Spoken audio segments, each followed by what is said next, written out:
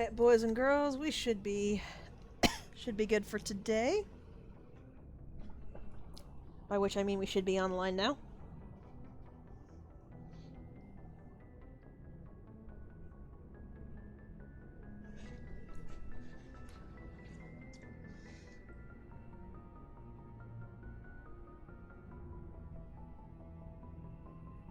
The Normandy's music is always really, really quiet.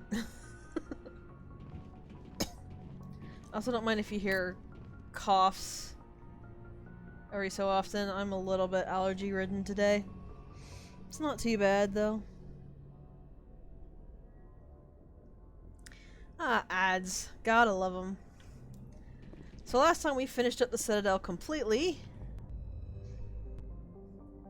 And we now have one of three options, which I actually forgot to take a vote for. Oops.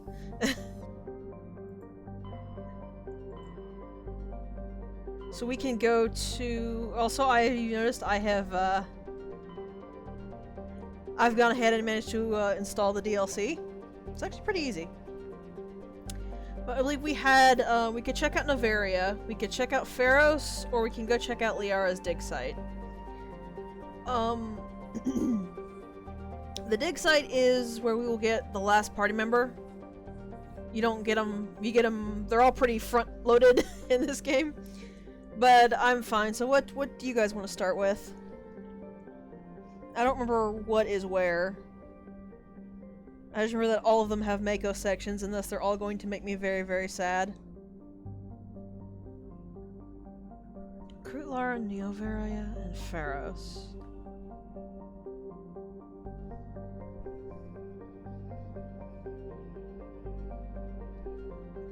Alright. Let's see what we can, where am I going in the Artemis Tower?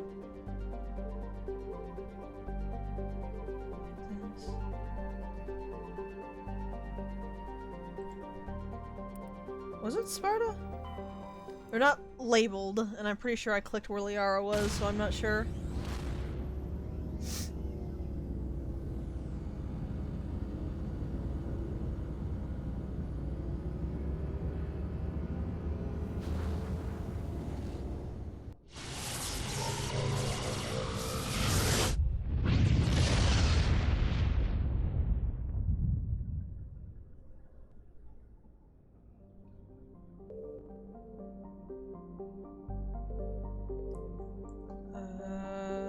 Where am I going?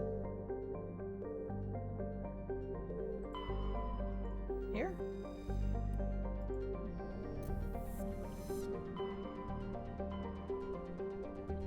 Where? I'm checking the journal for this. Finally, Artisoni. Her last known location was somewhere in the Artemis Tau cluster. Okay, that's why this doesn't show.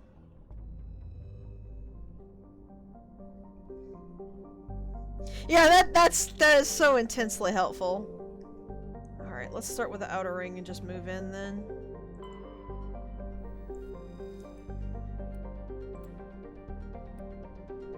Hooray! Plutonium!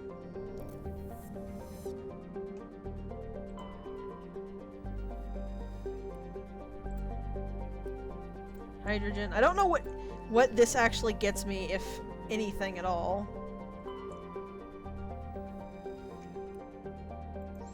That has no survey. Commander, I'm picking up a signal from the planet's surface. It looks like an automated distress beacon. I don't think that's where Liara is, but we're gonna handle that before we move on. Just wanted to make sure I didn't miss anything in this specific, this specific star cluster? Question mark? Alright, let's take a look at what this is.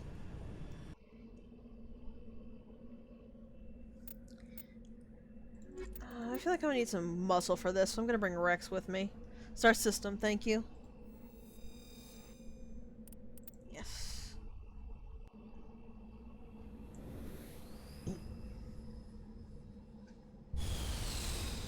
So here's the bane of the first game, and honestly, I believe the major source of a lot of the complaints. This is the Mako. It sucks. It's supposed to be a tank, but it is very bouncy, it is very floaty, and you can soft lock yourself. If you happen to flip over and the Mako will not flip back over, congratulations, you get to restart the game. Hopefully you didn't save while it was flipped upside down.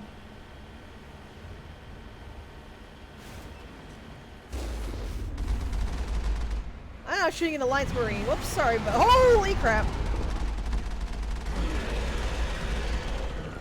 So the Mako has a rocket launcher and a machine gun. And as I said, it is very, very floaty. And not really all that fun to drive, if you want me to be honest.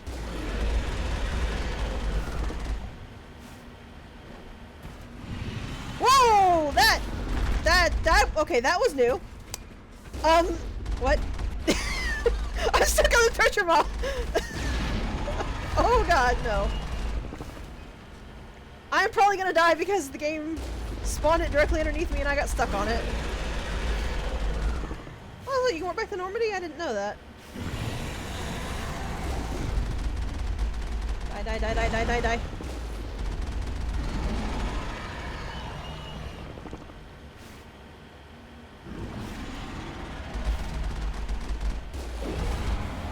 And the Thresher Maw is dead and evaporates into thin air. Wait, I thought I killed you.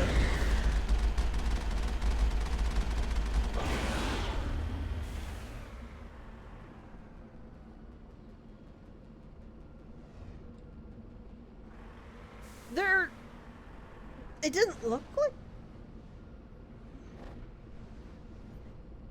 It didn't look like there were two.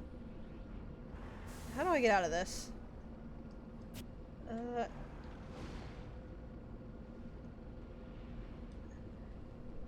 don't remember how to get out of the Mako. Oh god, help. I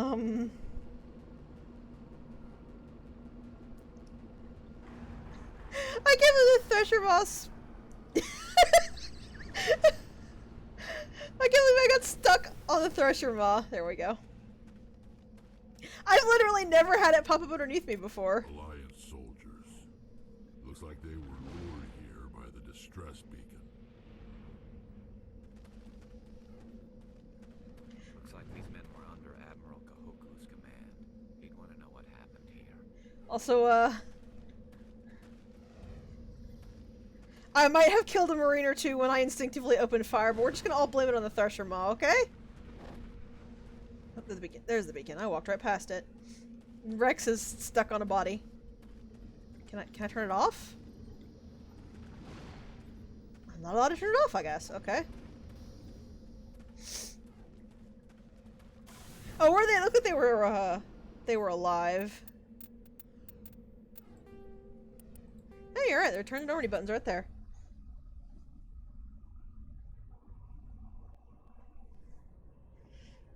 So Thresher Maws are, sort of like mini-bosses that are actually bosses. It's hard to describe. Also, as you probably guessed, Thresher Maws are a lot easier to deal with when you're using a keyboard and mouse. Try imagining doing that with the 360, with an Xbox or 360 controller, and then guess about how fun that would be. Yeah, that was my thought. I don't think I want anyone to ever go back to that planet again. I feel bad for the dudes whose bodies are gonna rot there, but I don't want more people being eaten by Thresher Maws. There's nothing in the asteroid belt. Oh.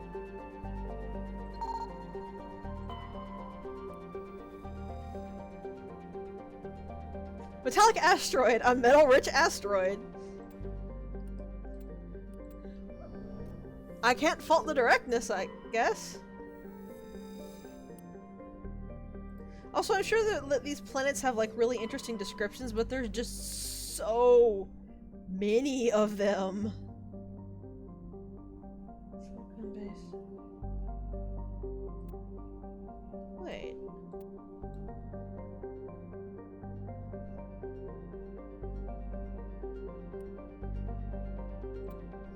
it did say Liara wasn't a human something, wasn't it? Maybe it didn't.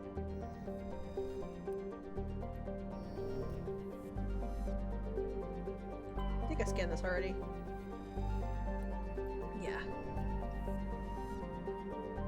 Like, I'm just gonna say right now, I'm not very fond of Liara. I've got a couple of issues with her. So even though if I mostly understand why they do what they do, she's just not really a character I'm all that fond of. She's probably gonna see use once and then never again.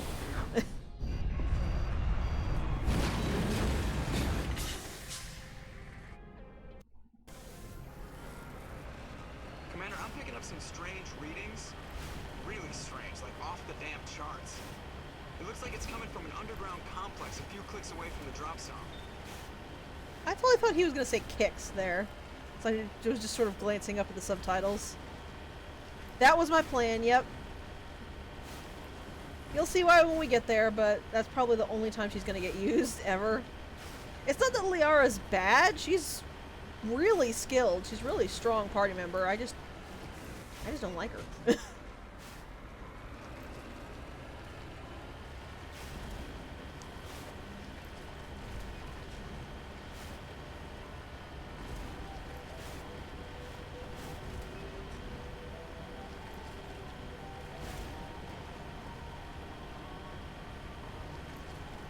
Yep.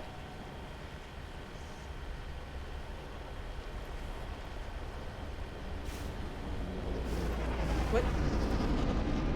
What was that? Oh, that's a Geth ship. Hmm.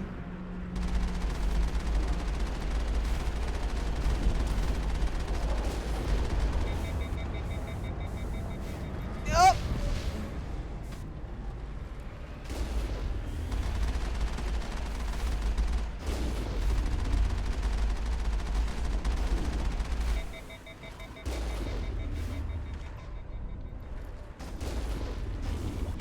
Also, I want you to look at this. Look at where my circle is. Now look at where that missile exploded. The Mako's cannon doesn't overheat, it just has a delay between firing. Oh, unless you mean the gun? The Gatling gun does overheat. It's that bar above Garrus's name. The cannon itself does not. The Mako is not well designed. And this game is basically 50% Mako sections, so you can see why people are not as fond of this game as others. We should sneak around and pull its tail.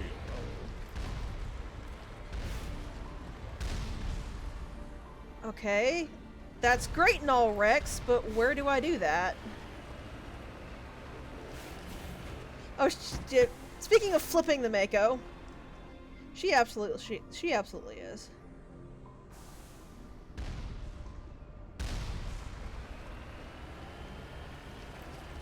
But yeah, there's a reason Mass Effect 1 is nowhere near as highly regarded as Mass Effect 2.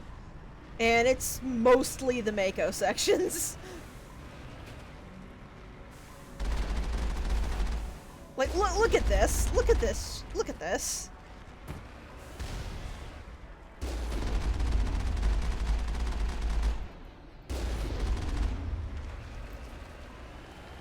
Also, I really appreciate you being partly navigating here, Mav, because I certainly would not know where I was going. The Mako is hard enough to control as it is without trying to add this very samey, hard to navigate looking place.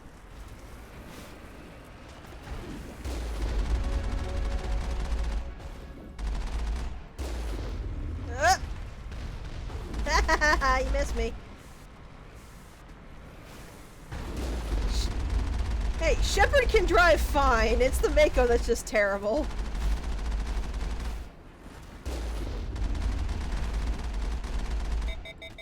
And I don't want to hear any, oh, you can drive it fine, because we've seen you stream Mass Effect, and no, you can't.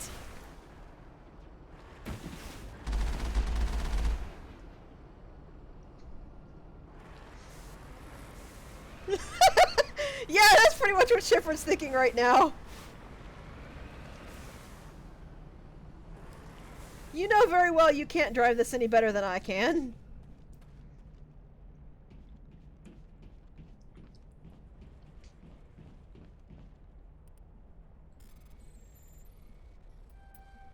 Also, yeah, I heavily suggest you just get good at the decryption game.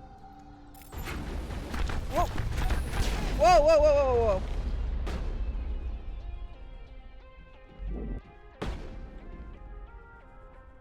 You wanna shoot at it, guys? I did not expect someone to completely blindside me like that. I probably should have, so I'm gonna go ahead and blame this one on me. Why are you standing here? Go get it!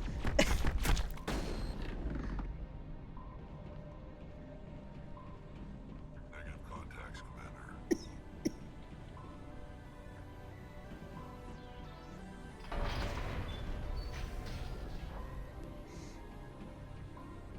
I was not in Rex's way, unless he was hung up on the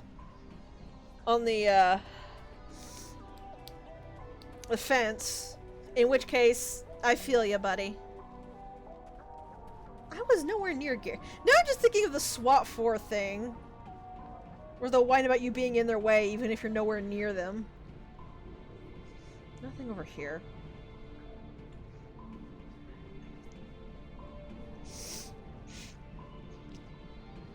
Just remembering that Spoonie experiment video where he started the video, was 2 words in, and then dissolved into violent cursing because of that.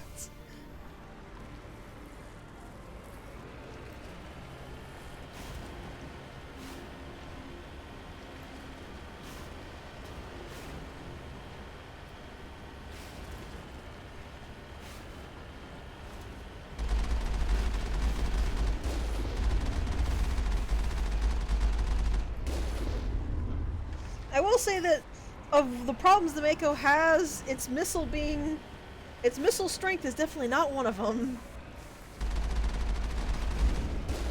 The missiles are really strong, it's hitting with them that's the problem.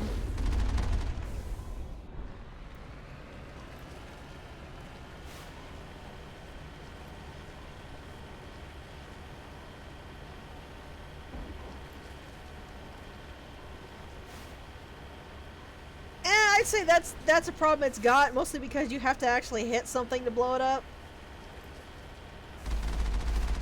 But actual firepower ain't one. Even just the turret does fairly decent damage.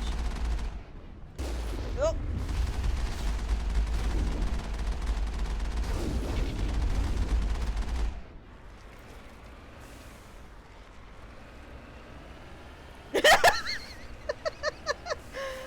Yeah, pretty much. Hey, you like rockets? Oh, I was gonna give you one of my rockets. Oh, hey, you look like a volunteer. I went flying. There is something we actually should be careful of. Geth Colossi are nasty, nasty pieces of work.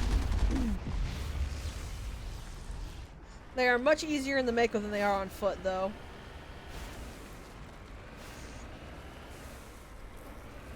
I seriously want to know who made this thing so bouncy. Like, this doesn't even feel like tank controls. This feels like tanks controls if your tank is on ice.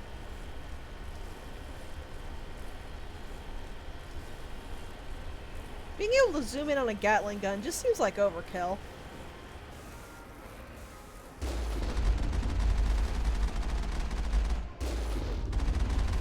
Where are these missiles going, I swear?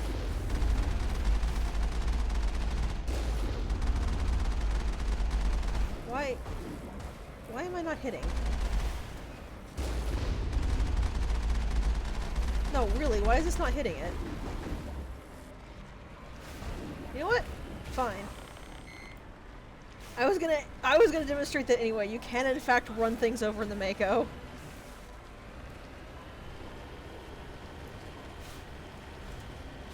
It works really well on human-sized enemies, actually. It's just a lot harder than you might think it'd be to do, considering your car is swinging back and forth like it's trying to ice skate. It's because, yeah, that's an interesting thing they did. I really wish they hadn't done that because it is so not worth it. But you do get more EXP if you're on foot because it's harder if you're on foot. But honestly, I feel like you should get more EXP in the Mako just because you're being forced to actually drive the Mako.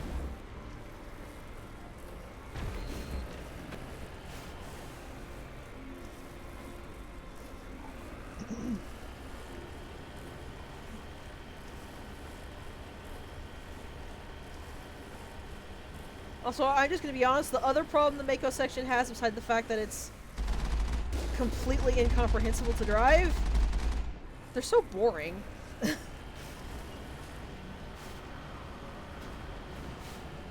Like, there are some heated, heart-pounding moments, but as a whole, Mako sections are just dull.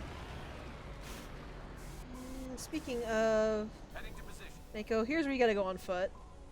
I mean, if you're really dedicated, you can probably get the Mako through there, but why would you want to?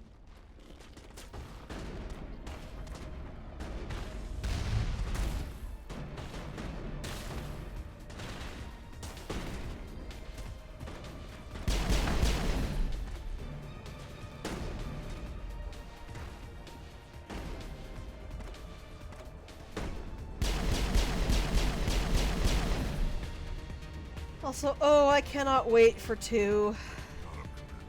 If solely because 2 actually has Garrus learn to snipe competently.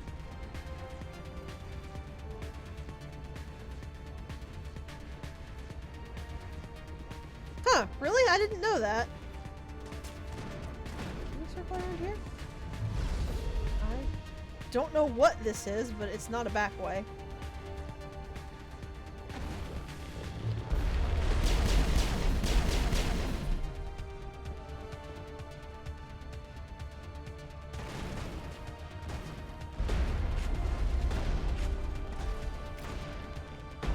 Wow, I actually did aim pretty good with that grenade. There's a rocket trooper somewhere up. There he is. I have no idea if I'm hitting. My grenades can apparently make it all that way. Shepard's got a dang strong arm. Alright.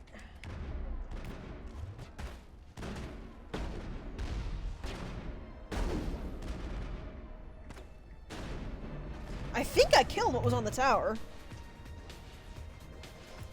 I didn't get an experience pop up, so I'm not certain, but I think I killed it. That other sniper got pegged by Garrus, though.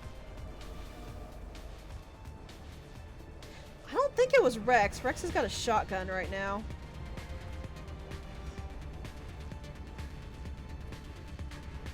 You have a longer range than the target receptacle would lead you to think. But you still can't snipe with a shotgun.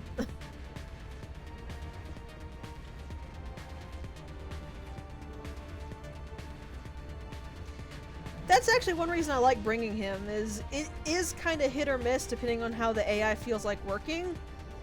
But if it feels like working in your favor, Garrus can really clear out enemies ahead of you. He's the only one I know of that actually has sniper rifle training inherently. Well, inherently at all. I don't think anybody else can use sniper rifles in your group unless you're... Hi? Oh god, I'm getting grudge flashbacks.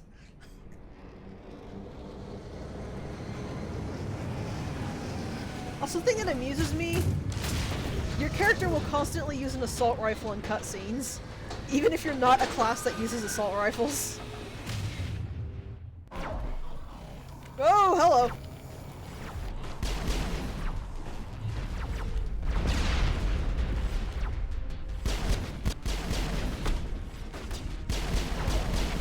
So you're about to see what I meant about not taking, oops, sorry, Rex. Not taking Geth Colossi too lightly. Oh, that's an armor turn on the Colossi? Never mind. Oh. Luckily I picked that up.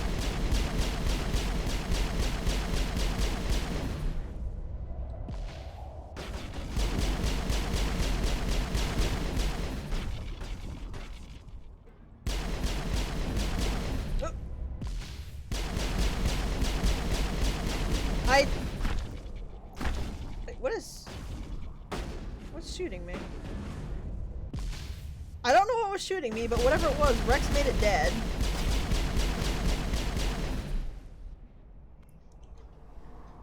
Also, apparently I somehow poisoned a robot. I don't really know how I did that, but I did it. Okay, that's what was going on. I mixed it up. I was pressing up I was pressing the up arrow to try to get them to focus on it. Thinking, because I thought up was focus and then right or left was directing them. Because that's how it works in 2. You press right and left to direct your right and left squad mates. No wonder they weren't listening. Shepard was trying to tell them to go face take an armature. They were just like, I don't think so, Shep.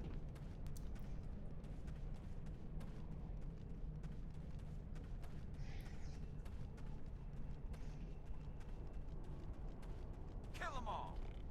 I burned all my grenades. But I'm pretty okay with that, to be honest. Armatures are not easy to take down.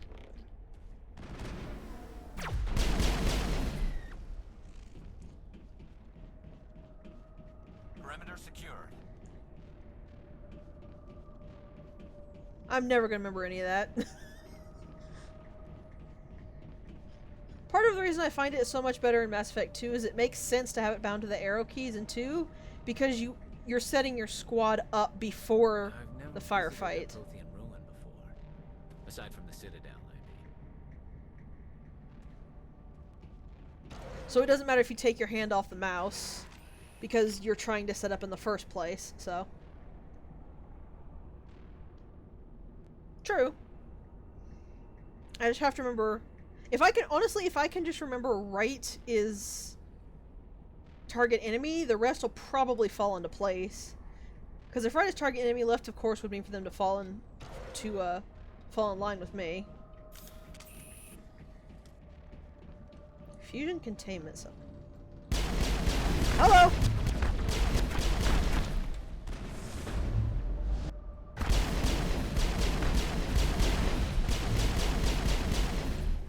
Now it gets fun. Sterile white. Protheans sure build things homey. I don't know that I would consider sterile white homey, Rex.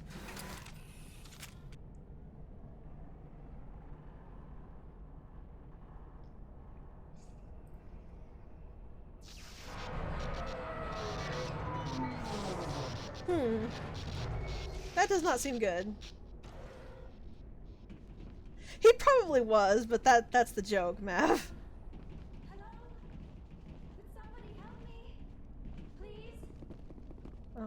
There we go. I was like, cutscene? Can you hear me out there? I'm trapped. I need help. Are you okay? What happened to you? Listen, this thing I'm in is a Prothean security device. Why are you suddenly I cannot echoey? move, so I need you to get me out of it, all right? Your mother is working with Saren. Whose side are you How on? do you know this is Liara? I am not on anybody's side. I may be Benezia's daughter, but I'm nothing like her. I have not spoken to her in years. Please, just get me out of here. How did you end up in there? I was exploring the ruins when the Geth showed up, so I hid in here. Can you believe that? Geth, beyond the veil! I activated the tower's defenses. I knew the barrier curtains would keep them out. When I turned it on, I must have hit something I wasn't supposed to. I was trapped in here. You must get me out, please! Like, I get that this is mostly human-controlled, so an Asari would be unusual, but that doesn't mean this is automatically Liara. What were you gonna do if they asked you who in the world Benezia was? We'll find some way to help you. There is a control in here that should deactivate this thing. You'll have to find some way past the barrier curtain. That's the tricky part. The defenses cannot be shut off from the outside. I don't know how you'll get in here. Be careful. There is a Krogan with the Geth. They have been trying different ways to get past the barrier. I mean, there's a Krogan with us. I'm not very concerned. I appreciate it, Liara, but I think we're okay.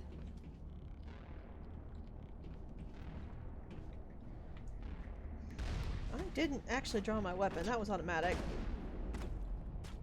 And that would be why.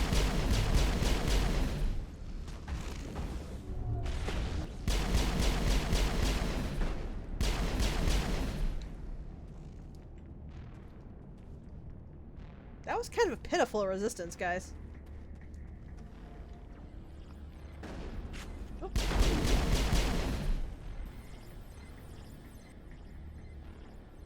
Area secure.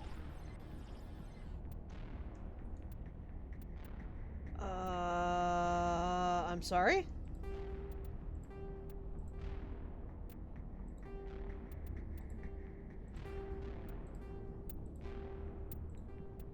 Down, up,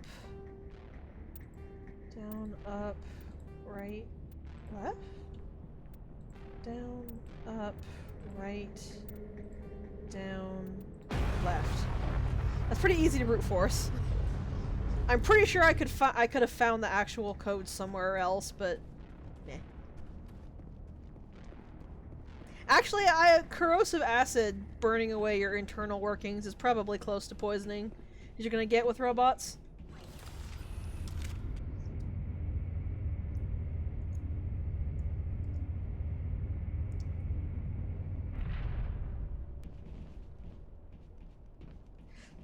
No, I mean, there's somewhere in this area you can go to find what the code is written down. I'm almost certain. Oh, how did you get in here? I didn't think there was any way past the barrier. We have to get you out of here before more Geth arrive. Yes, you're right. I've seen enough of them to last a lifetime. Could be wrong, That though. button should shut down my containment field. This one? I hope it's this one. We might nuke the entire planet. There we go.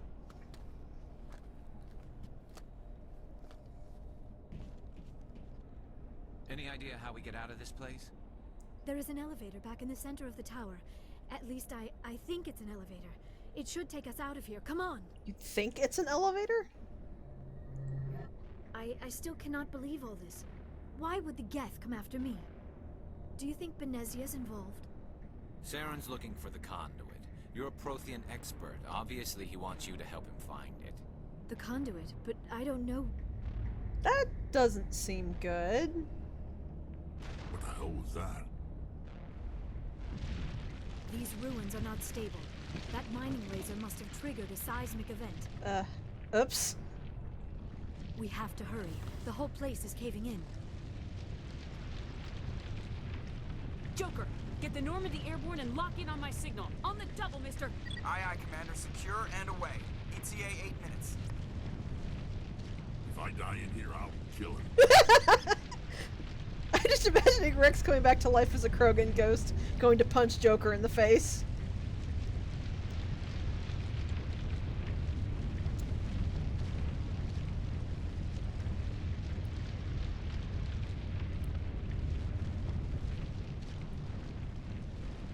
You sure would. Hey, buddy.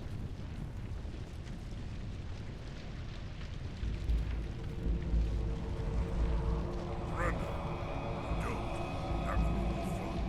I'm sorry, what? I can't hear you over the background music. In case you didn't notice, this place is falling apart. Exhilarating, isn't it? Thanks for getting rid of those energy beams for us. Have the doctor. Whatever it is you want, you are not getting it from me. Yeah, I actually really like the Geth designs. They're really cool. She'll stay with us, thanks. Not an option. Saren wants her, and he always gets what he wants. I really don't care what Saren Kill her. wants. Spare the Asari if you can. If not, doesn't matter. That's a very strange thing to hear you say when you literally just said you were taking her for Saren. So toxic rounds have a benefit that I haven't really talked about yet. They are really, really good against Krogan. And this is because Krogan inherently regenerate their HP. And I don't mean like I don't mean like out of battle they do more ticks a second. I mean they will regenerate HP in battle at a rapid rate. They are incredibly dangerous, and Rex does the exact same thing if you're curious.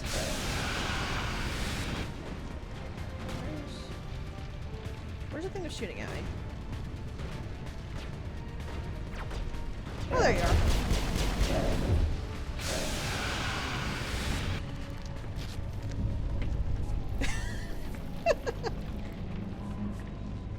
is a time to get moving, yes.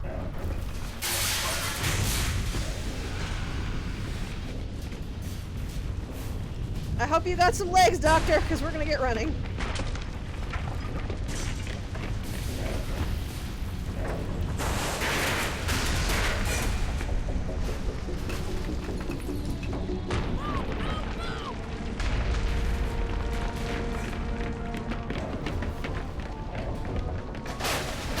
I think Rex has outrun all of us. Oh no, Garrus was the first one out. By a large margin, in fact. Garrus just left us in his dust.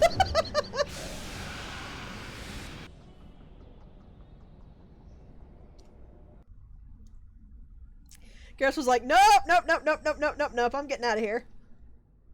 Too close, Commander. 10 more seconds we would have been swimming in molten sulfur. The Normandy isn't equipped to land in exploding volcanoes. They tend to fry our sensors and melt our hull. Just for future reference. Thanks, Joker. We almost died out there, and your pilot is making jokes? Joker pulled our asses out of there. I think he's earned the right to a few bad jokes. I see. It must be a human thing. I don't have a lot of experience dealing with your species, Commander. But I am grateful to you. You saved my life back there, and not just from the volcano. Those Geth would have killed me or dragged me off to Saren. What did Saren want with you? Do you know something about the conduit?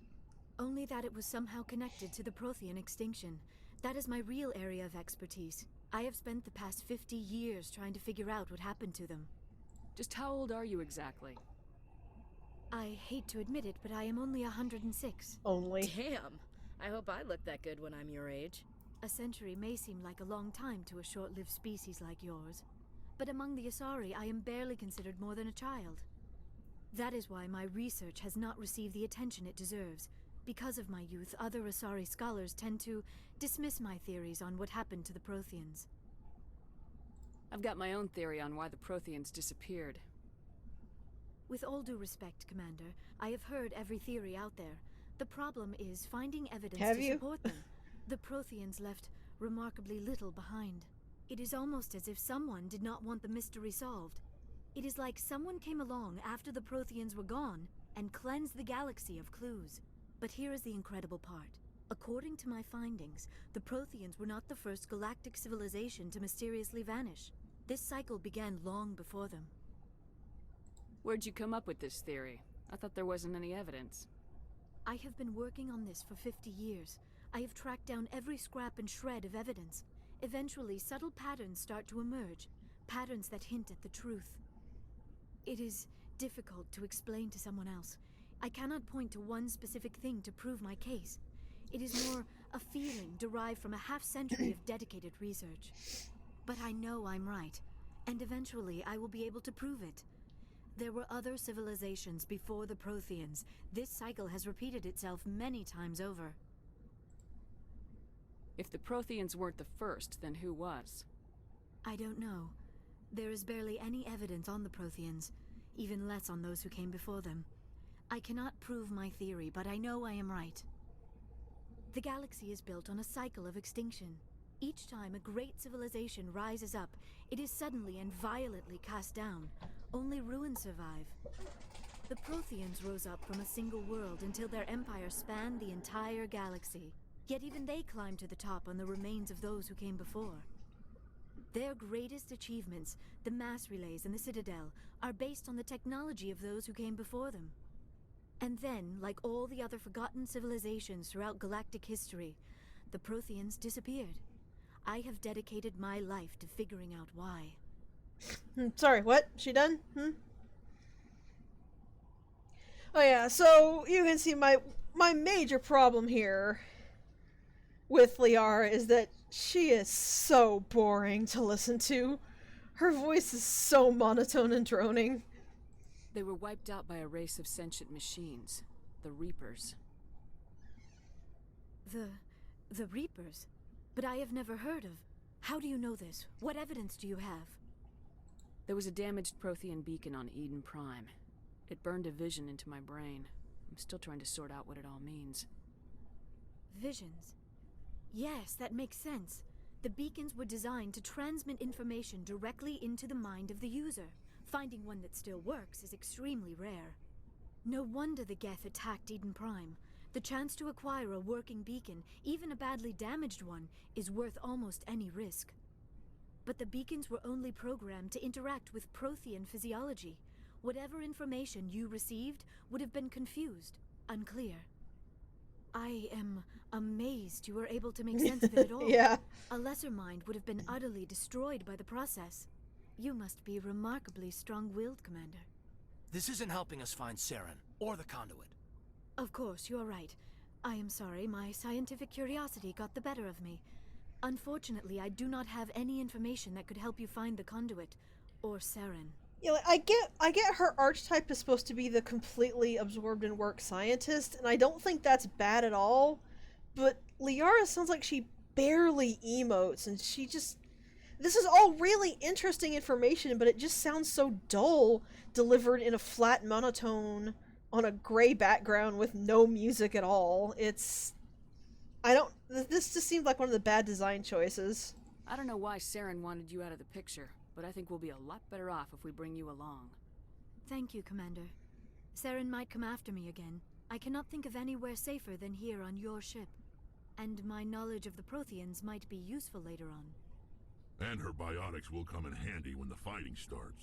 Yeah, and in another game, Liara might not stand out so much, but considering literally everyone else has this, like, silly little desire to, I don't know, emote, she stands out so much more. Good to have you on the team, Liara. Thank you, Commander. I am very grateful. Oh, I am afraid I am feeling a bit lightheaded. When was the last time you ate, or slept? Dr. Chakwa should take a look at you.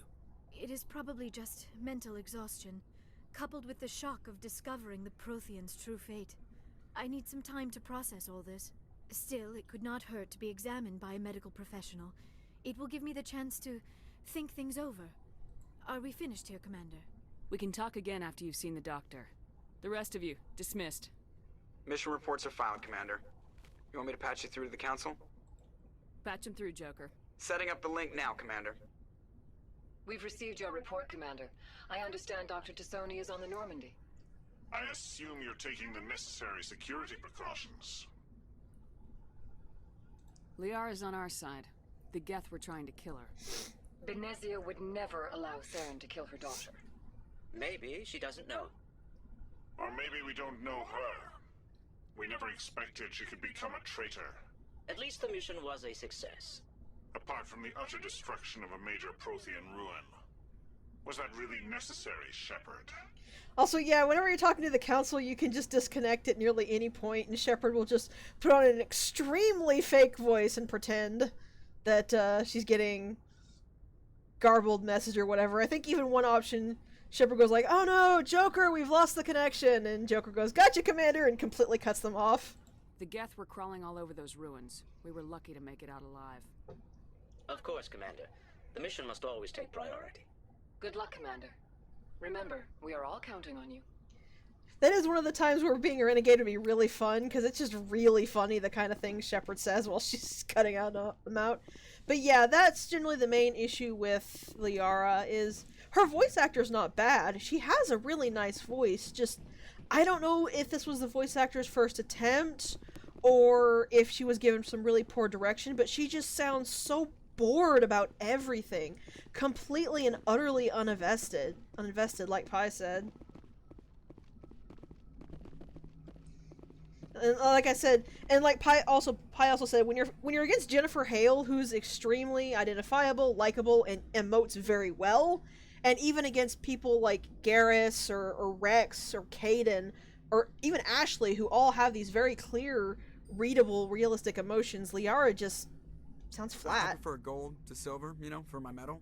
I figured you'd recommend me for one since I pulled your boots out of the fire. That could be it. Like I said, I can't, since her voice is good, she sounds perfectly realistic. It could just be really poor direction. It does sound like the Asari try to over adjust for that sereneness. I will say that that Pi is right in 2 and 3 make the Asari as general much better, but If we present you with a medal, you'll end up sitting on stage listening to politicians make speeches for a couple of hours. That's a good point. They'd probably make me shave, too. I spent the last 7 weeks working on this baby. No medal's worth that. Yes, sorry, Maverick. So, Commander, why don't you tell me why you're really here? Who does Mark Muir voice? Is he Garrus? How's the Normandy performing? Is she everything they said she'd be? She's the best ship in the fleet. If you've got a pilot who knows how to handle her. Balance isn't what you'd expect. Takes a while to get used to that oversized drive core we got stuffed in the back, and her power can sneak up on you if you're not careful. The Normandy's probably too much ship for your average Alliance pilot, Commander. Lucky for you, I'm anything but average. Yeah, Mark, we do have the exact same problem with Mark Muir. Male Shep just sounds bored half the time. He does a lot better job than Liara's VA, but it's still an underwhelming delivery, especially considering Jennifer Hale hits it out of the park even in the first game. I like to know my crew. Mind if I ask you a few questions? I can see where this is going. You did a background check on me, didn't you? Well, I'll tell you the same thing I told the captain. You want me as your pilot. I'm not good. I'm not even great. I am the best damn helmsman in the Alliance fleet. Joker? Top of my class in flight school, I earned that. All those commendations in my file, I earned every single one. Those weren't given to me as charity for my disease. What? I'm sorry, Joker. I didn't even know you were sick. You mean you didn't know? Oh, crap. Okay, I've got Vrolik syndrome, brittle bone disease. The bones in my legs never develop properly. They're basically hollow, too much force and they'll shatter. Even with crutches and my leg braces, it's hard to get around. One wrong step and crack! It's very dramatic. But I've learned to manage my condition, Commander. Put the Normandy in my hands and I'll make her dance for you. Just don't ask me to get up and dance unless, you know, you like the sound of snapping shin bones. Yeah, speaking of VAs, Joker pretty much outshines anyone else in this game.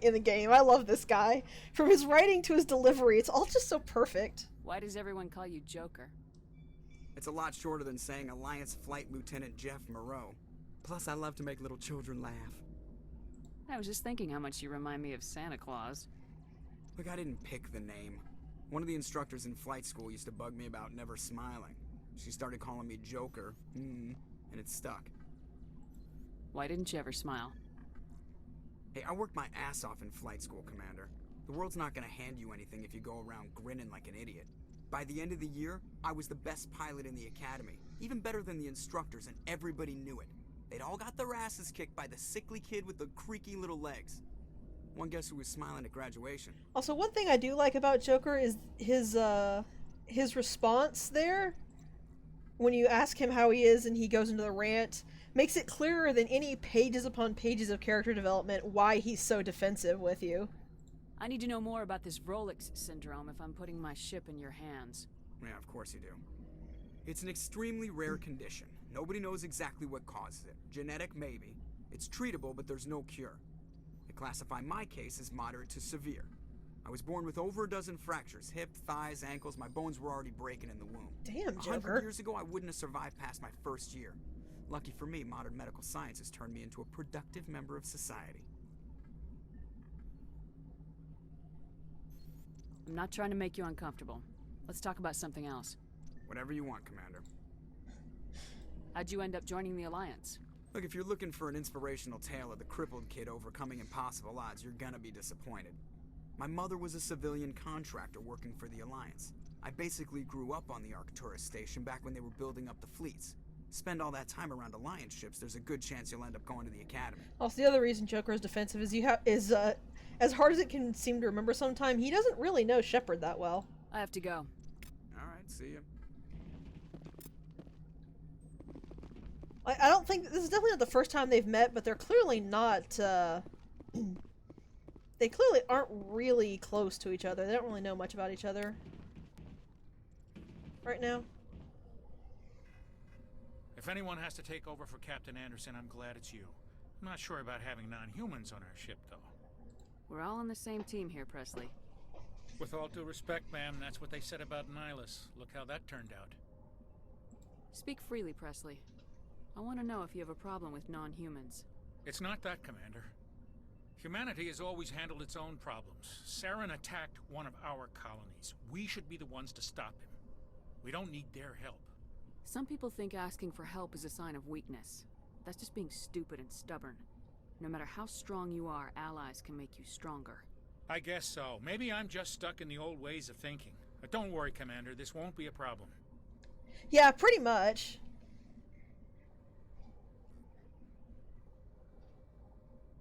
How did you end up assigned to the Normandy? I signed up with the Alliance as a navigator right out of school, following in my grandfather's footsteps, I guess. My first posting was on the Agincourt. We were one of the first reinforcements to arrive at Elysium after the Blitz hit. Those raiders were no match for an Alliance frigate. Of course, the only reason the colony was still standing was because of you, Commander. I can't believe you held out as long as you did. I do really like the fact that they reference your backstory so much. It really makes the backstory feel real. Unlike other games that have you pick a backstory and then it never comes up ever again. How'd you end up on the Normandy? I got my officer's commission after Elysium. Must have made an impression on the right people. Captain asked for me when he was picking his crew. Yeah, that's a thing that Mass Effect does do. Carry on, Presley. And Yes, really, ma'am. really well, in that your choices matter, so you do need to think about what you're doing when you make the choices. Sort of. We'll get into that way later when we actually hit up 3, but yeah. Yeah, the reason I consider I like Joker so much is he's just in like like I said, in the first couple of lines when you ask him about himself, it's clear why he's kind of tense and standoffish. It's clear that he's not a bad guy, but you feel sympathy for him. So, hey, Caden. Commander, do you have a minute? Yeah, exactly. I will say right now that any choice, both major and minor choices you make in this game, matter immensely. I always make time for my officers. Off the record, I think there's something wrong here. This Saren is looking for records on some kind of galactic extinction, but we can't get backup from the Council? Sorry, Commander. There's writing on the wall here, but someone isn't reading it. Basically, what you do here, even in 1, can close off or open avenues towards you in 3. So, yeah. The Council doesn't want to believe anything's wrong. I'd call it human nature, but... I hear you. It just seems like a group that's been around as long as the Council should see this coming. I mean, it's funny, we finally get out here, and the final frontier was already settled. And the residents don't even seem impressed by the view. Or the dangers. Well, well. You're a romantic. Did you sign on for the dream, Malenko? Secure a man's future in space? Why am I so orange? Yeah, I read a lot of those books when I was a kid, where the hero goes to space to prove himself worthy of a woman he loves, or, you know, for justice. For justice. I was a romantic in the beginning, but I thought about it after brain camp. Biotic acclimation and temperance training. I'm not looking for the dream. I just want to do some good. See what's out here. Sorry if I got too informal. Protocol wasn't a big focus back in Bot.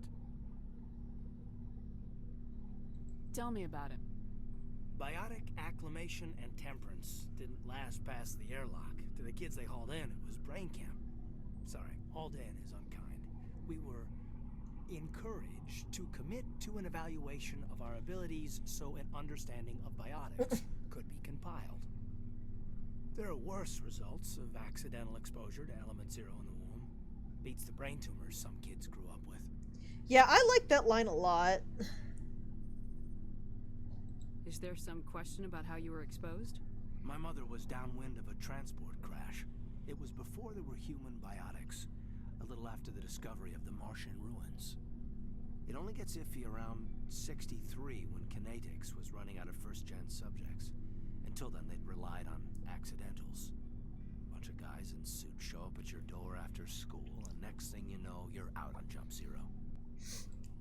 Also, Maverick can probably explain better than I can the differences between implants and what implant and type of biotic Juliana is here being a Vanguard. Jump Zero is Gagarin Station, right? What's it like? Yeah, that's the official name. Biggest and farthest facility we had for decades. Right on the termination shock, the outer edge of the solar system. It's where they did all the Goose Chase FTL research before we caught on to using mass effect fields.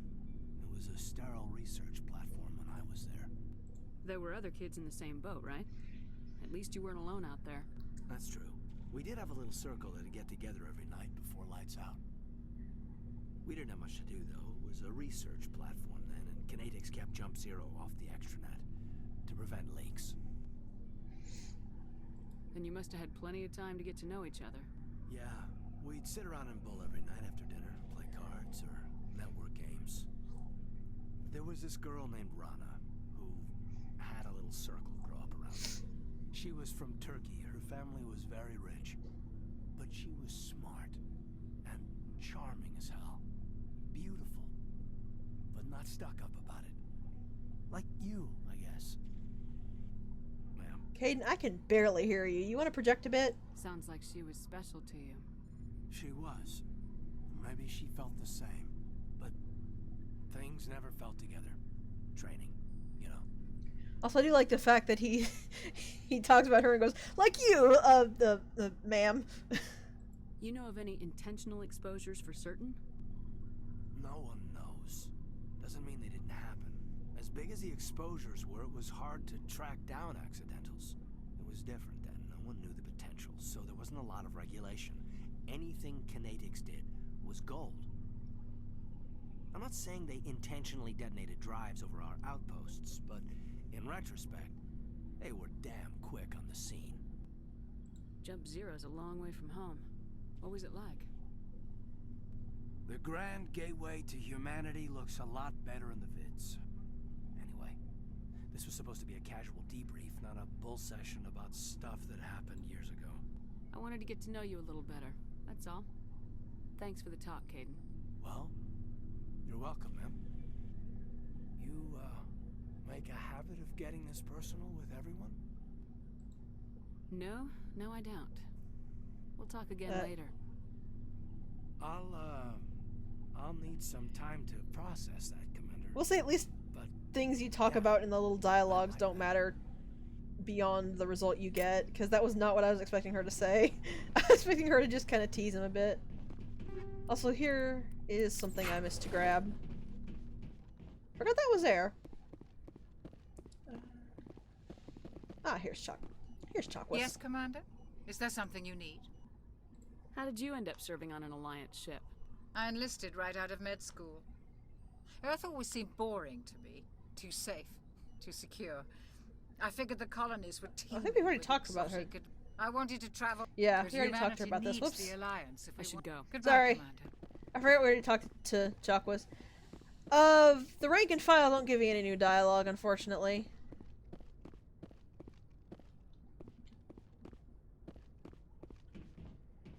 I think the only one of them that does is maybe Joker, and I don't remember for certain if he does or not.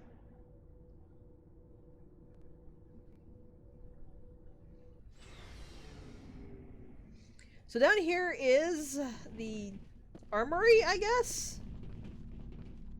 And this is actually where Rex, Garrus, and the other one hang out. By which I mean Ashley.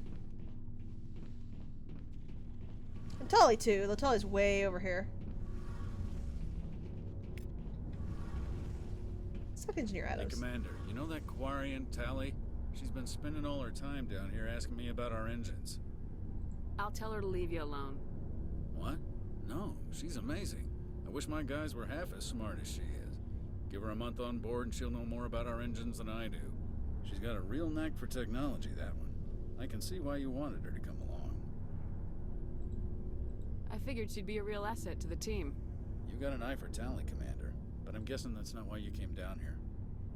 Fill me in on the IES stealth system. How does it work exactly? Should have talked to him earlier, but oh well. Out in space. They emit too much heat and radiation. Too easy for sensors to pick them up, unless you find a way to capture those emissions. So our stealth systems trap the energy we give off in storage sinks built into the ship itself. No emissions to give away our location. Eventually the sinks have to be vented. More than a few hours silent running and they overheat. Cook us inside our own hull. There's no way for anyone to detect us? A visual scan can still pick us up. Anyone looking out a window can see us plain as day. But you have to be pretty close to get an actual visual out in space. Most vessels rely on scanners. As long as the stealth systems are engaged, they can't see us. Not unless we accelerate to FTL speeds. Yeah, remember when I said in the first stream that they do actually try hard to justify all this stuff. I like it. Why doesn't it work with faster than light travel? Cranking up the FTL blue shifts our emissions, pushes them into frequencies too high to capture in the sinks. As soon as we make the jump, it's like setting off a flare. Sensors can pick up our location whenever we enter or exit FTL flight, but for short-range missions, our stealth systems are amazing, and we've got the only one. From what I remember, the whole reason the Normandy is the only type of stealth system here is because this emission capture is actually something that, even with all the technology and the Mass Effect fields and everything, was thought impossible, but they got together, I believe it was Turian scientists along with humans, they said, in the first cutscene that made it. I want to know more about the Normandy. She's the best ship I've ever served on, probably the fastest vessel ever designed. And she's the only one using the new Tantalus drive core. What's so special about the Tantalus drive core? Proportionally, it's about twice the size of any other vessel. Not only are we faster, we can run at FTL speeds longer before we have to discharge the core. So basically the Normandy is the most awesome ship for small stealth missions. We still ain't gonna be good in a huge drawn-out firefight or something that needs to carry a whole bunch of crew, but other than that, we're pretty high above everybody else. Where else have you served, Adams? If you name a class of Alliance ship, I've probably served on it. Everything from dreadnoughts and carriers right down to frigates like the Normandy. My last assignment... Good grief, Windows. She was a good ship. Couldn't hold a candle to the Normandy, though. Carry on, Adams. Sorry about that. Let's talk to Tali. Your ship's amazing, Shepard. I've never seen a drive core like this before. I can't believe you were able to fit it into a ship this small. I'm starting to understand why you humans have been so successful. I had no idea Alliance vessels were so advanced. The Normandy's a prototype, cutting-edge technology. A month ago, I was patching a makeshift fuel line into a converted tug ship in the flotilla. Now, I'm sitting on board one of the most advanced vessels in Citadel space. Tali is so cute. I have to thank you again for bringing me along. Traveling on a vessel like this is a dream come true for me. I had no idea you found ship technology so interesting. It comes with being a Quarian. The migrant fleet is the key to the survival of my people. Ships are our most valuable resource. But we don't have anything like this. We make do with cast-offs and second-hand equipment. We just try to keep them running for as long as we can. Some of the fleet's larger vessels date all the way back to our original flight from the Geth. Dang. I can't believe your fleet's still using ships that are 3 centuries old. They're constantly being repaired, modified, and refitted. They aren't pretty, but they work. Mostly. We've tried to make ourselves as independent as possible on the flotilla. Grow our own food, mine, and process our own fuel. But some things we just can't make on our own. A patch to maintain the hull integrity requires raw materials we just don't have. That's why our pilgrimages are so important. Also, to reflect the whole thing of half of the races in Mass Effect are stupid racists, people look down on these Quarians. These people who could make a 300-year-old ship still run and function, who can upgrade it, and they look down on them. Tell me about your people. Our lives aren't easy. Resources are scarce, and we are constantly on the move. Everything we do must in some way contribute to the continuation of the migrant fleet. There are 17 million Quarians in the flotilla, and each of us relies on the others for survival. The bonds among my people are strong. Unfortunately, we have had to surrender many of the freedoms and civil liberties other species take for granted. All the Quarians who made it, of which are dead, so they're still stupid. If you actually adhere to the whole sons of the fathers thing, you're an idiot. Well, it's illegal for parents to have more than one child. If our population grows too much, it would strain our resources to their breaking point. Of course, we also can't allow our numbers to become too few. If our population is in decline, the rule against single births is temporarily repealed. In extreme cases of population decline, incentives are even offered to encourage multiple births. though the Conclave hasn't had to take such measures in nearly a century. That's your government. The Conclave is our civilian branch of government. Each ship can elect a representative to serve on the Conclave and make decisions that affect the fleet as a whole. On matters that affect an individual ship, however, the captain has the final say. It's a tradition that dates back to the early days, when the fleet was governed by martial law. Fortunately, most captains nowadays are smart enough to have an elected council from their crew to give them advice and guidance. So the ultimate power rests with elected officials? In practice, the Conclave and the respective council for each ship tend to set the rules that govern our daily lives. But in theory, we are still under military jurisdiction. The 5 top-ranking military officials in the fleet serve on the Admiralty Board. These 5 have the power to overrule any decision by the Conclave in case of emergency. To do so requires unanimous agreement among the Admiralty, and they can only do this once. After that, the entire board must resign their posts. It's a safeguard that served us well. In nearly 3 centuries, the Admiralty Board has only overruled the Conclave 4 times. Also, see the difference here between Tali and Liara. Tali sounds like she's really happy to talk about her people. She sounds so interested in it. And I mean, like, okay, sure, if the migrant fleet coming to your star system leads to a strain, you're still not allowed to be racist pricks, but at least you can sort of understand some wariness. But I mean, they are rude and awful to just individual Quarians. It just makes me want to punch these people so hard. Especially considering the whole reason Quarians are individual is because they're trying to be, like, beneficial to their whole race. That's something that should be admired. Yeah, that's true as well, Pi. Tell me about your people. Our lives aren't easy. Resources are scarce, and we are constantly on the move. Everything we do must in some way contribute to the continuation of the migrant fleet. There are 17 million Quarians in the flotilla, and each of us relies on the others for survival. I think I already asked that. The bonds among my people are strong.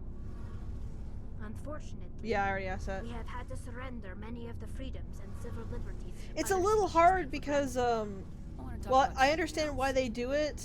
Like what? Well, I understand why they do it. Sometimes I lose a little track of what I've asked already because they were the repeat lines. Also, you know what? You're right. There are only 17 million. How in the world does the fleet make a strain on resources, especially since they don't take stuff? They try to barter for it. They try to buy it. I want to know more about the Geth. I doubt I can tell you anything you don't already know. It's been almost 3 centuries since they drove my people into exile. All I know is the story of their origins, what they were when we created them, and how they turned on us. Interesting. The Geth were originally created to serve as an automated manual labor force. Initially, their intelligence was as limited as any VI. Over time, we made small modifications to their programming to allow them to perform more varied and complex tasks, bringing them closer and closer to true AI status. I mean, the flotilla has, already forgot how many ships she said the flotilla had, but it was only like a few hundred, wasn't it? A few hundred and 17 million people spread it across those few hundred. They're not gonna strip mine things. I think these races are just really racist pricks. How come the council didn't step in and stop you? This wasn't true AI research. We may have been skirting the bounds of the law, but we never did anything that was actually illegal. The changes were so insignificant, so gradual, that we were able to control them. Or so we thought. Well, they can go take a walk off a cliff. The power of the neural network. A million Geth thinking simultaneously created an inherently unstable matrix. So the Geth share brain power? Many of the Geth's logic systems were designed to work in concert with other nearby Geth. Basically, the more of them you have in the group, the smarter they are. Also, I like Tali's pauses, because at least in this conversation it sounds natural, because she's trying to think of how to explain something she's just known her entire life to somebody who has really no concept of it. So there's some sort of group consciousness? No, nothing like that. They cannot share sensory data or information. Their programming cannot handle that much simultaneous input. Each Geth maintains an individual awareness and identity. The neural network only operates on a process-based level. It's basically the synthetic equivalent of a subconscious. But when they're in close proximity, they can coordinate low-level functional processes, freeing up more capacity for original or independent thought. Sorry. They might be. That doesn't make any sense. I'm probably oversimplifying. The Geth are incredibly advanced and complex creations. All you need to know is that they get smarter when they gather in large numbers. As we built more and more Geth, their effective intelligence became more sophisticated, more abstract. One day, a Geth began to ask its Quarian overseer questions about the nature of its existence. Am I alive? Why am I here? What is my purpose? As you can imagine, this caused a near panic among my people. I don't see what's so bad about those questions. The Geth were created to engage in mundane, repetitive, or dangerous manual labor. That's fine for machines, but it won't satisfy a sentient being for long. The Geth were showing signs of rudimentary self-awareness and independent thought. If the Geth were intelligent, then we were essentially using them as slaves. It was inevitable the newly sentient Geth would rebel against their situation. We knew they would rise up against us, so we acted first. A general order went out across all Quarian-controlled systems to permanently deactivate all Geth. The Geth responded to this order violently. You could have just released them, guys. Hey, you can't blame them for fighting for their survival. We had no other choice. The Geth were already on the verge of revolution. By acting quickly, we had a chance to end the war before it began. The hope was that most of the Geth would still be little more than machines, incapable of organized resistance. But they had progressed much further than anyone anticipated. The war was long and bloody. Millions upon millions of Quarians died at their hands. In the end, we were forced to flee our own homeworld. We feared the Geth would pursue us, but they never came beyond the Veil. Now we drift through space, exile searching for a way to reclaim what was once ours. Yeah, I never said our crew would be perfect either, did I? It's hard to feel sorry for you. Your ancestors tried to wipe out another species. We made a mistake when we created the Geth in the first place, but we did not make a mistake when we went to war against them. If we had not acted, they would have wiped us out. They're a synthetic life form. They have no use for organics. None. Why do you think they cut themselves off from the rest of the galaxy? Why do you think they've killed every organic being who's ever tried to contact them?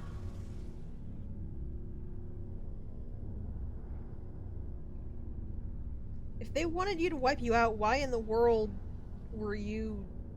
did they ask questions? I didn't mean to offend you. I'm sorry. I didn't mean to get so worked up. Most Quarians tend to have pretty strong opinions about the Geth. Also, I wish he had actually said I'm sorry, not just I didn't mean to offend you. It's supposed to be an apology, but you're still supposed to say I'm sorry, Shepard. Come on. I want to know more about the pilgrimage.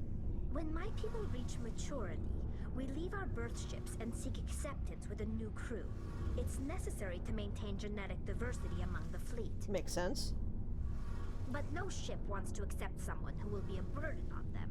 So, to prove our worth, we embark on a pilgrimage. We set out alone, leaving the flotilla and our families behind us. We only return once we have found something of value we can bring back to the fleet.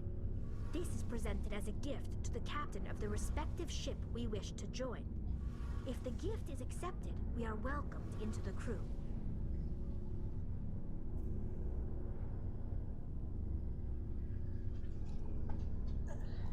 I don't believe that's actually a plot point, so you can probably say it if you want. I mean, it is some information, but it's not like an important plot point from what I recall. But I think you're right, Pi. Can a captain choose to reject the gift? That doesn't happen often. Most captains are eager to increase the size of their crew. It increases their own standing in our society. Even when a gift is not particularly valuable, the captain usually accepts it out of a sense of tradition. However, there is a stigma to presenting a substandard gift. It's not the best way to make a good impression on a new community. Most pilgrims don't return until they find something worthwhile. I can't believe they just send you off alone. It's not like they just cast us out. Before we leave, we are given lessons in how to survive outside the flotilla, and given gifts to help us on our journey. We also receive implants to fight off sickness and disease. Generations of living in an isolated and highly controlled environment have left our immune systems weaker than most. By the time we leave the fleet, we are well equipped for the pilgrimage. This is a rite of passage for all Quarians. If it were dangerous, our numbers would suffer. Virtually every pilgrimage ends with a triumphant return and the ritual presentation of the gift to one of the fleet's captains. Also, I like how amused Tali sounded. Like, it's like the type where a toddler is worried that you're gonna hurt yourself on something you know is very mundane, and you don't want to hurt their feelings, but you're also touched by the fact they care. I want to talk about something else. I think we're, Like what? Yeah, Tali's already told us everything she'll tell us for now. I should go. See you later.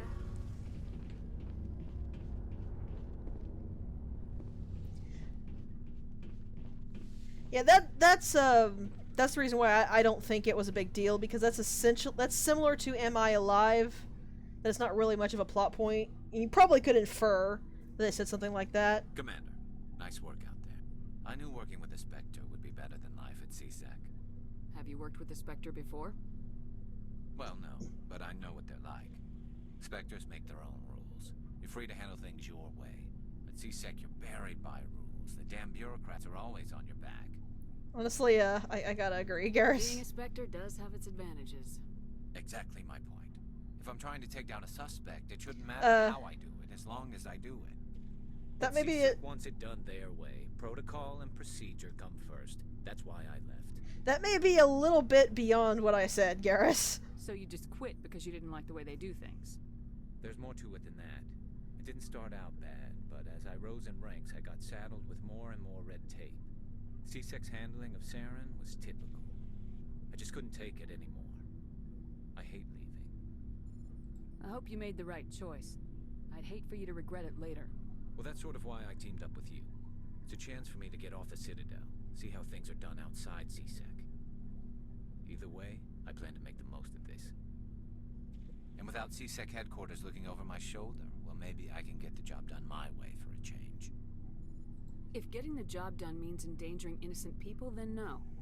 We get the job done right, not fast. Got it? I wasn't trying to. I understand, Commander. Yeah, you can, Garrus cuts off a little there. He does come off as very young to me in this game. Commander, how are you? We can talk to him some more. Why did you want to be a CSEC officer in the first place? That's a good question. There were several reasons, I guess.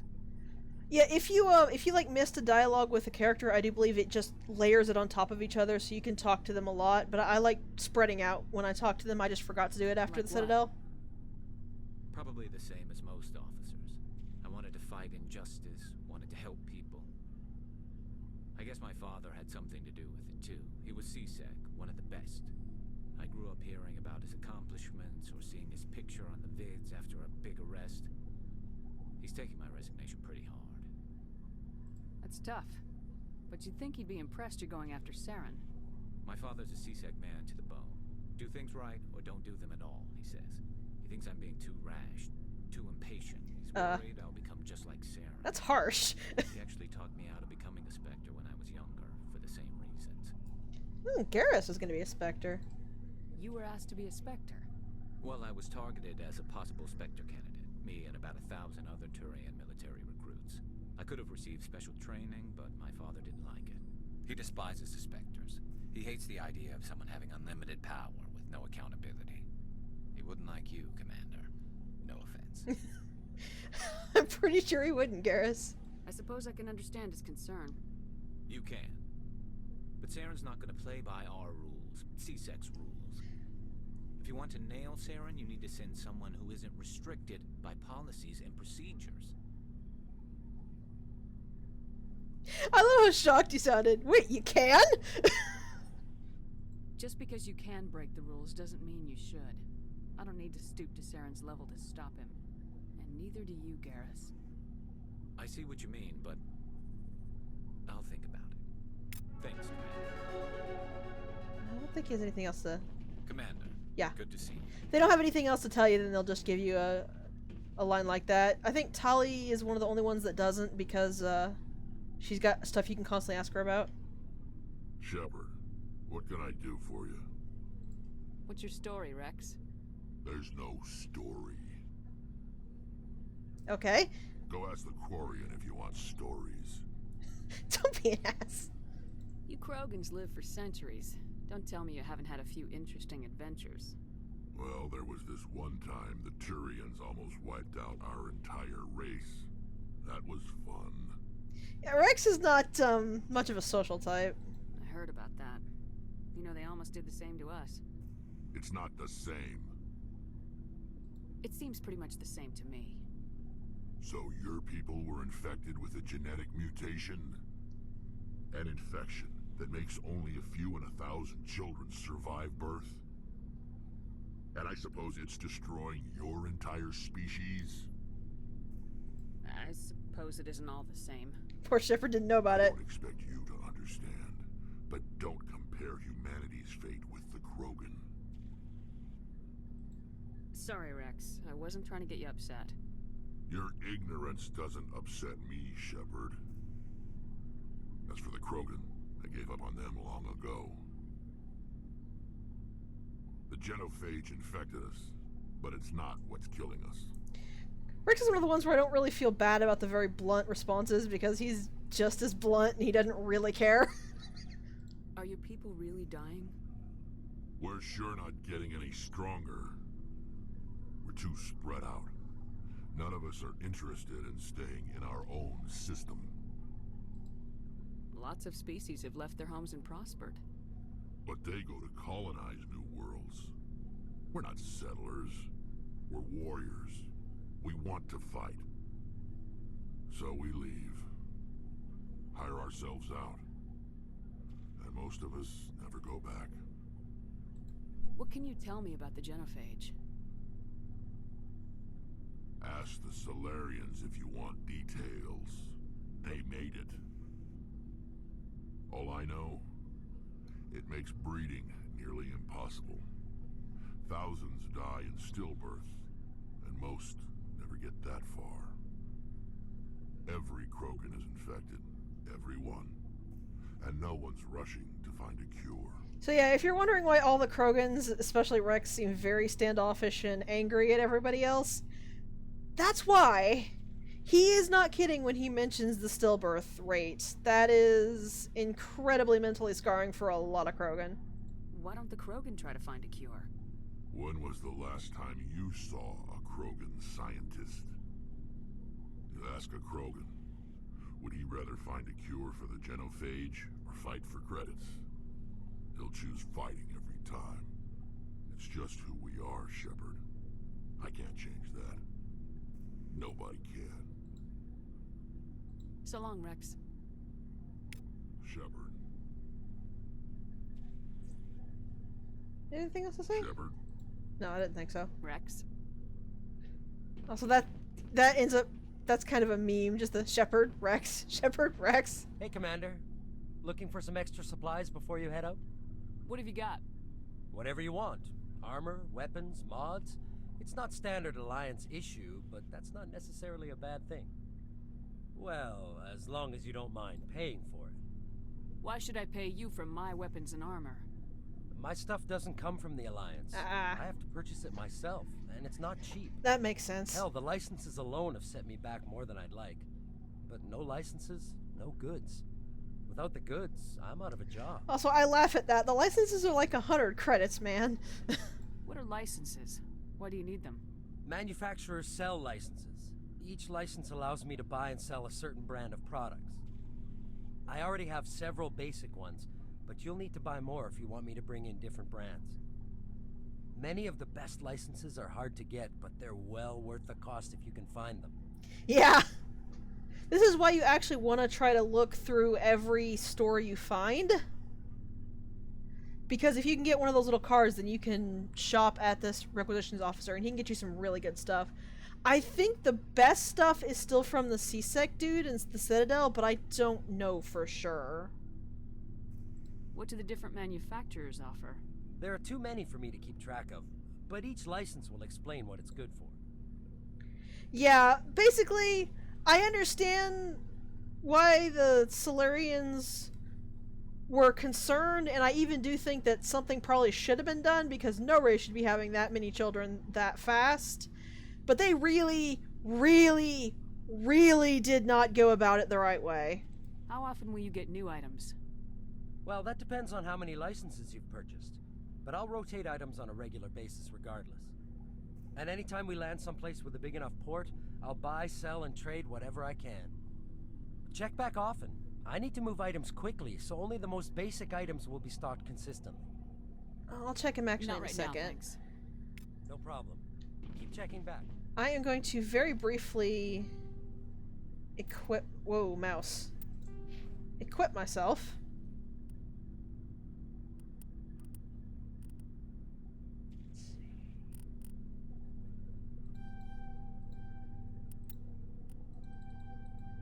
Go ahead and pick up Advanced Unity there. Also, it says melee damage, but I have completely forgotten how to actually do melee damage. How to actually melee. Go ahead and get that, because lift is actually going to be really good.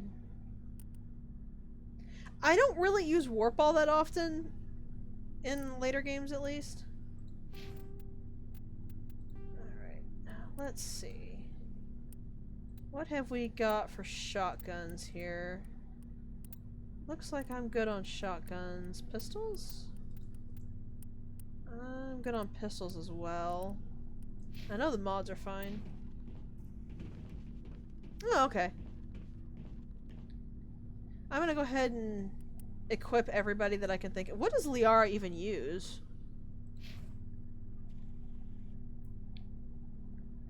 Tali uses assault rifles and shotguns, I remember. Liara exclusively uses pistols, okay.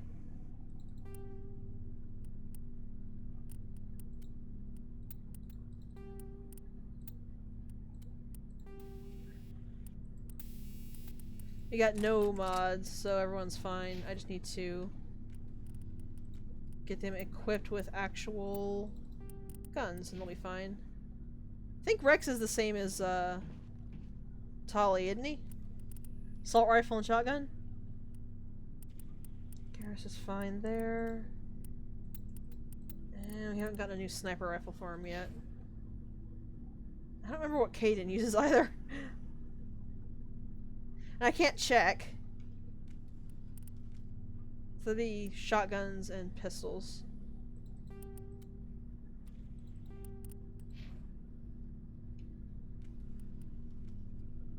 I should check the armor as well.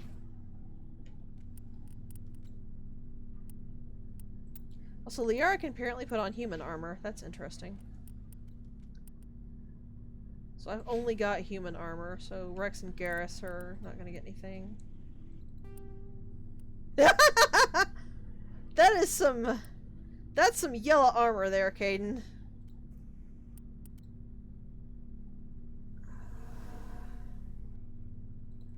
Pretty sure he does use a pistol. I don't know what else, so I'll just leave him as he is. Looking for supplies? Alright, let me see what, Let's see what you got. You bet, Commander.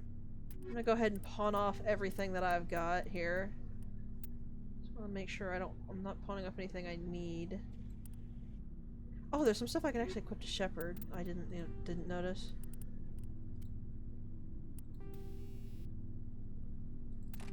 Need upgrade.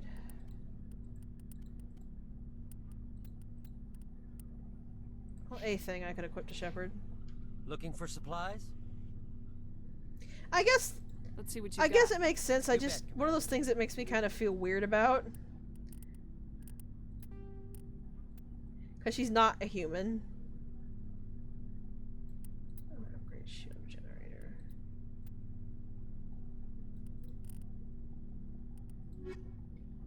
I apologize. I know this is extremely uninteresting.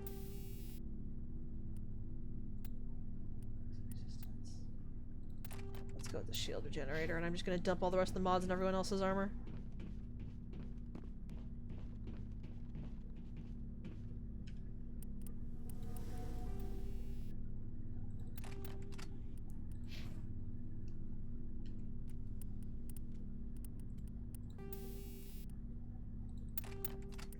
Increase his health regen. I'll give Rex some toxic resistance as well. Because if Rex can resist toxin, that is really, really good, because that's going to mean his health won't start going down. Supplies? And can instead just go up and completely smash the person who tries to do anything to him. Alright.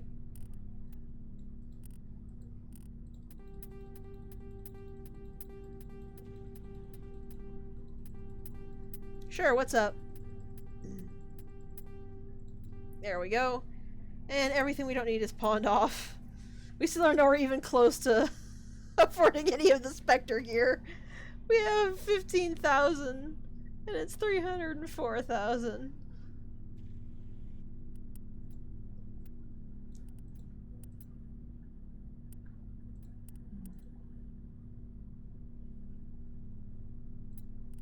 The one bad thing about trying to shop on the Normandy is that since nobody's in your party, you can't compare anything. I'll probably just go do them all in one finish cleanup before I do the final planet.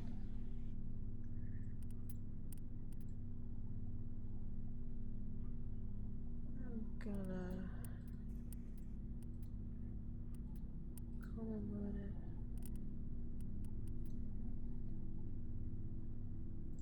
That's gonna take a lot, but I'm gonna go ahead and grab that.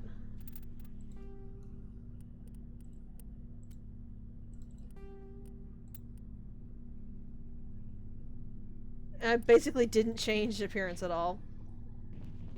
Alright, so that's everything then. That's everything we can do right now. Everybody's equipped. We've got all our entire party. I sold off everything I have and barely made any money from it.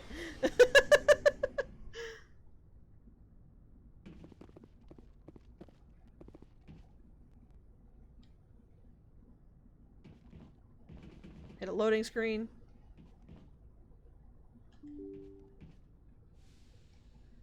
So let's see.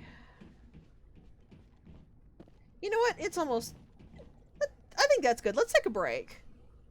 That wasn't as long as I can normally do, but I'm actually running a little low on time now that I look at it, so that'll be enough for now.